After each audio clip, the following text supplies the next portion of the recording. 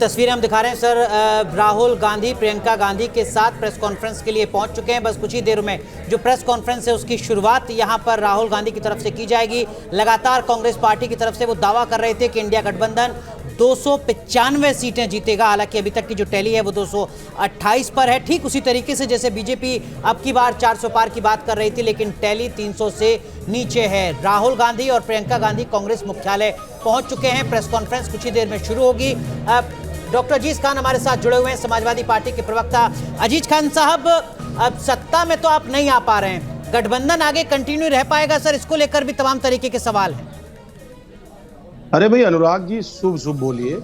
सत्ता में नहीं आ पाएंगे, आपको कैसे अंदाजा है? सर मैं तो टैली देखकर बोल रहा हूं। अरे सुनिए ना, एक तो आप बोलने नहीं देते हैं, बोलिए तो बोलिए। बुलाया करें चैनल पे, नहीं बोलने देते बुलाए मत। ये थोड़ी तरीका होता है, सारा काउंटर आप करें। अजीज खान साहब, आज तो आप जीत रहे हैं, आप इतना नाराज क्यों हो रहे हैं? हम जीत रहे हैं, हार रहे हैं, ये सवाल नहीं। आज तो आप उत्तर प्रदेश में कमाल कर रहे हैं, आज तो नाराज मत होइए। अरे सर सुनिए ना, आप 40-40 मिनट बैठा करके आप 2 मिनट भी नहीं बोलने देंगे, क्या मतलब है बैठने का? बोलिए सर, बोलने दिया करें ना, बोलने मना कर दो, नहीं आएंगे चैनल। बोलिए सर, बोलिए। हम ये कह रहे थे सर, सुनिए मेरी बात।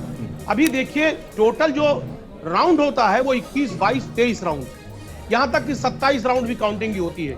थोड़े वक्त पहले अभी 14 राउंड तक मैक्सिमम जगह काउंटिंग हुई है। इलेक्शन कमीशन लगातार जो है वो काउंटिंग को बहुत धीमा करवा रहा है।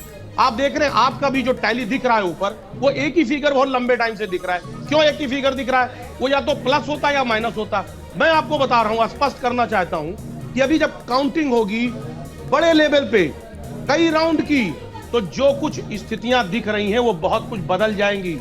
क्योंकि ये हम पहले भी बताए थे, ये चुनाव जनता लड़ रही है, पार्टियां नहीं लड़ रही है। डॉक्टर अजीज खान, माफ कीजिए आपको रोक रहा हूं। उत्तर प्रदेश की 5-7 लोकसभा सीट जरा आप दर्शकों को बता दें एक बार, जहां पर काउंटिंग बहुत धीरे से चल रही है और सपा के कार्यकर्ताओं ने आपत्ति जता दी है अपनी चुनाव आयोग के आगे। भाई आप सुनेंगे नहीं, मुसीबत। अरे सर, तो मैं सुनूंगा तो ऐसे एक तरफा बात तो नहीं हो सकती ना। आपने आरोप लगाया चुनाव आयोग के ऊपर, मैं आपको मौका दे रहा हूं, बताइए। आप 5-7 लोकसभा सीटों के नाम बता दीजिए। सच बात कह रहा हूं, नहीं हम आरोप नहीं लगा रहे, आपको भी पता आरोप नहीं लगा रहे। और अगर आप सवाल कर रहे हैं तो सुनिए भी, खाली सवाल मत करिए। आप ये बताइए, कब से आपकी टैली जो ऊपर दिख रही, पिछले 1.5 घंटे 2.5 घंटे से दिख रही है, क्यों नहीं उसमें आंकड़े बदलाव आ रहे? या तो घट जाएगा या बढ़ जाएगा, आप भी इस बात को जानते हैं। दूसरी बात, आप पहले कंप्लीट करने दीजिए। यही बीजेपी के भी प्रवक्ता बैठे हैं, सब कह रहे बड़ा बदलाव हो गया, साउथ में ये हो गया। मैं जानना चाह रहा हूं, चाहे वो साउथ हो, चाहे वो मिडिल हो, चाहे वो राजस्थान हो, महाराष्ट्र हो, क्या स्थितियां हुई? आदमी की नैतिकता भी होती है। वही महाराष्ट्र है जहां पर पार्टियों को खंडित कर दिया आपने, लाकर के टुकड़े टुकड़े कर दिया। जनता के जनादेश को आपने कहीं ना कहीं उसको इग्नोर कर दिया। आप देखिए जनता ने क्या किया। जनता ने उसी महाराष्ट्र में अपना आदेश दिया, और वो आदेश क्या है? अब बीजेपी माने ना माने, राजस्थान की स्थिति क्या है आप मुझे बताइए। वही कर्नाटका है, बड़े बड़े दावे थे, वायदे थे आपके।